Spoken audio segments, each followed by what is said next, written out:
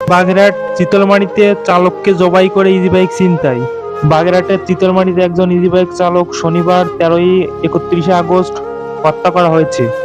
হত্যাকারীরা তার easy bike ছিনতাই করেছে।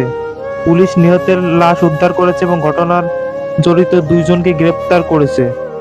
নিহতের ভাই বাদী হয়ে এই ঘটনায় চিতলমারী থানায় শনিবার হত্যা মামলা দায়ের করেন।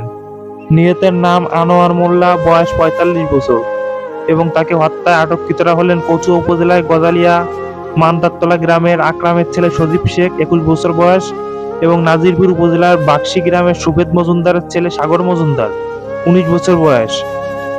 আটককৃতরা হত্যার দায় স্বীকার করেছে। আটককৃতরা আরো জানায় তারা এক শক্তিশালী চক্রের হয়ে কাজ করে। পুলিশ নিহতের লাশ উদ্ধার করে ময়নাতদন্তের জন্য শনিবার বাগেরহাট সদর হাসপাতালে মর্গে পাঠিয়েছে।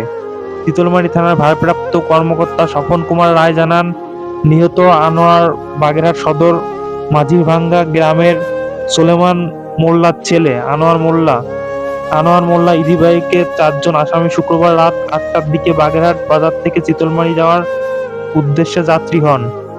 তারা চিতলমারীতে সন্তোষপুর গ্রামে পৌঁছালে অস্ত্রের মুখে ইজি বাইকের চাবি চাইলে আনোয়ার তা দিতে অস্বীকার করলে ছুরি দিয়ে তার গলা কেটে হত্যা করা হয়। এরপর নিহতের লাশ পুষ্টিমাদারের বাড়ির কাছে পাশের খালে কাদামাটির নিচে চাপা দিয়ে ফেলিয়ে রাখে।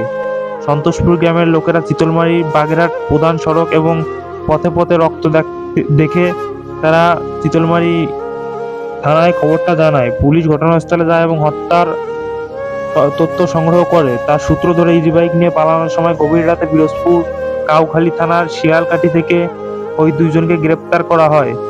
পুলিশের সময় ছিনতাইকারী ইজি বাইক উদ্ধার করে।